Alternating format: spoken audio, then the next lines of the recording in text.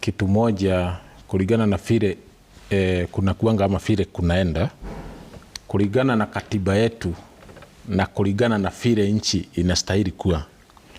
Ikigawanyishwa kupitia mambo ya counties, kukuwe na governors, MCA, ndio sasa kama watu wametoka Machakos, wengine wametoka Mombasa, kila mtu atengeneze kaunti yake ikuwe iko salama.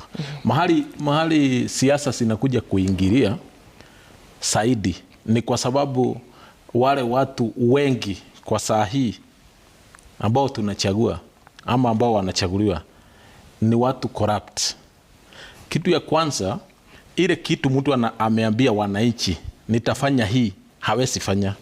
Ukijaribu kuingilia tuseme huko kwa kikundi ambao haiko ndani ya serikali, iko nje ya serikali, inakuwa ni shida. Viongozi wetu ambao tumechagua, ambao wanachaguliwa katika kaunti, sio wao ndio wanaona wao ndio wakubwa. Wakubwa ni wale ambao wanachaguana wao wenyewe.